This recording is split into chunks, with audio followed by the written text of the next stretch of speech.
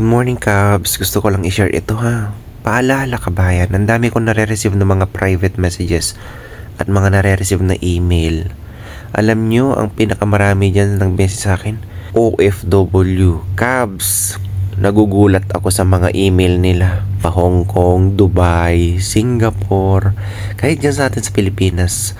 Ang dami nagma-message particular sa kanilang kalagayan. Cubs, ang daming may cancer ngayon. Sa mga literature na nabasa ko kabayan, alam nyo, bakit natitrigger na nagkakaroon ng isang tao ng cancer?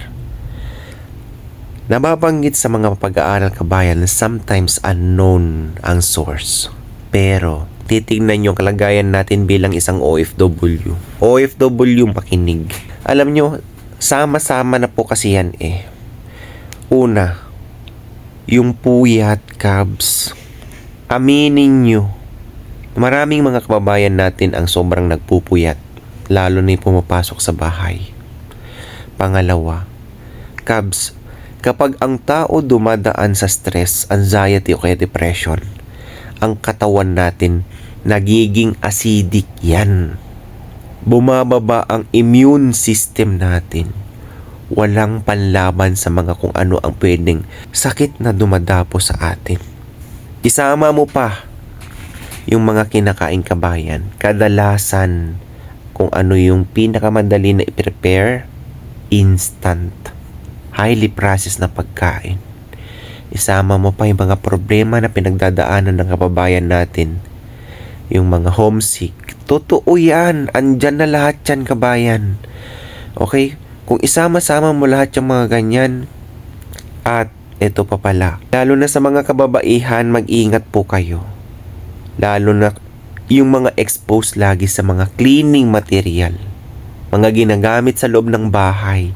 Kapag palagi kayong exposed dyan, base sa pag-aaral, almost 32% na ikaw ay may tsansa na makapitan ng kung anong sakit. O kagaya niyan, laging exposed ka sa acid na i-inhale mo, nalalanghap mo, nadidikit sa balat mo lagi, araw-araw. Sa tingin mo, hindi yan magkakaroon ng epekto sa inyo? Mga kababaihan din, tingnan nyo ha, mahilig kayo gumamit ng lipstick, yung mga ganun-ganun, yung mga beauty products, Cubs. Alam nyo ba, meron din mga nadidetect dyan na may contaminants ang iba dyan. E paano kung natapat sa inyo yung mga may contaminants na produktong ganyan? Totoo yan. At ito, Cubs, please, siguro 3 ang nabasa ko ngayon. Huwag na huwag kayong magbubunot ha ng buhok sa ilong. Akala nyo kapag yan na-infect kabayan, tandaan nyo ha, itong triangle na yan, huwag nyong kagalawin masyado yan. Itrim nyo na lang yung buhok dyan.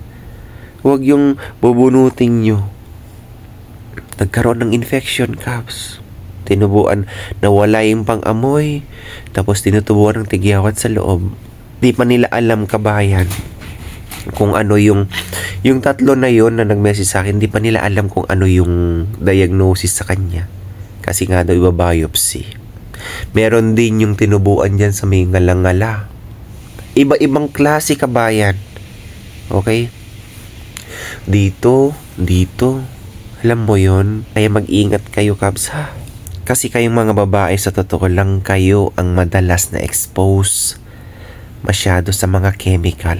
Regardless sa environment yung pinagtatrabuhan mo, Cubs, isaalang-alang mo din. Okay, alam nyo ba? Disclaimer po ha. Alam nyo, hindi lahat ng tao kapag kayo nagtitake ng supplements ay para sa inyo. Huwag kayong makiuso. Disclaimer, may nabasa ako ng mga literature pagdating dito. Kasi yung mga supplements na yan kabayan, baka minsan dyan natitrigger ang sakit mo. Ang mainam dyan, kumain ka ng full dense nutrient na pagkain. At huwag kang makadepende sa mga highly processed din na mga supplements na yan. Totoo yan, Cubs. Ito, Cubs, totoo lang to ha. Masaya sila na kahit nakapitan sila ng sakit kabayan na nandito sa ibang bansa, masaya pa rin sila. Alam niyo kung bakit? Kasi yung iba nakakausap ko. Kasi dito, kapag covered ng insurance mo ang sakit mo, zero balance ka. Yung iba, naka-under sila ng insurance na kanilang amo. Yung mga amo nila, katataas na mga high quality ang kanilang mga insurance. Dito sa ibang bansa kasi kabayan, libre. Wala kang babayaran yan. Insurance mo lahat ang magbabayad yan. Totoo yan, kaya natutuwa sila na meron silang insurance. Kasi kung umuwi daw sila ng Pilipinas kabayan, disclaimer po, totoo nanggagaling sa kanila ito. Baka hindi na sila mabuhay ng matagal. Pero in fairness, Cabs ha, Sir, 15 years na ako cancer survivor dito sa Dubai. Sir, 10 years na ako dito sa Hong Kong. Awa ng Diyos, cancer free na ako dahil sa mga amo ko, dahil sa insurance ko. Sir, dito sa Saudi Arabia din, Cabs. Oo, marami din. Sir, alam mo ba, sagot lahat ng amo ko yung paggamot ko. Kaya kayo, sa totoo lang, Cabs, kung kayo nandito sa ibang bansa, alagaan niyo yung kalusugan niyo. Paano kung wala kang ganito pag uwi ng Pilipinas at meron kang sakit? Yung mga nandyan sa Pilipinas din, tingnan nyo din yung kalagayan ng mahal nyo sa buhay na nagtatrabaho dito sa ibang bansa. Lalo na karamihan kabayan. Disclaimer, puro mga breadwinner ang nasa ibang bansa. Hindi po nagtatae o pumupulot ng pera ang mga yan ha. Tingnan nyo din ang kalusugan ng nagpo-provide sa inyo.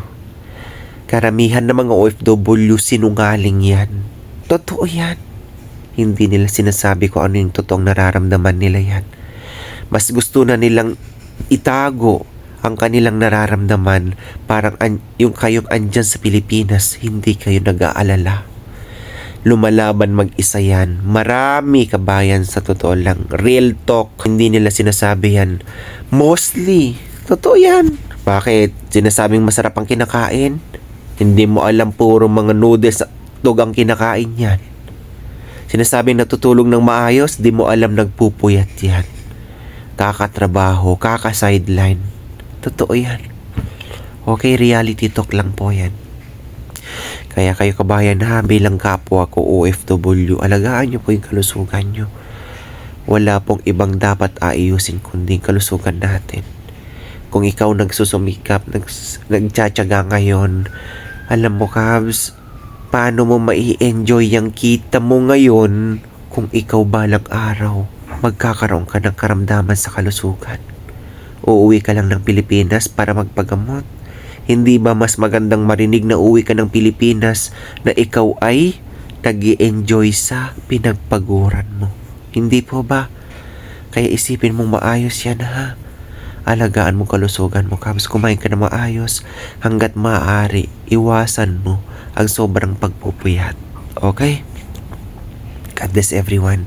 Alam ko naman na accessible ang mga pagkain dito sa ibang bansa.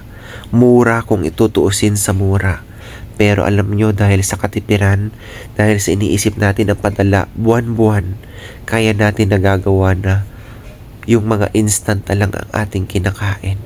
Cabs, instant man yan, pero please, pwede nyong gawing healthy yan. Okay? Halagaan nyo pa yung kalusugan nyo. God bless everyone. Bye-bye.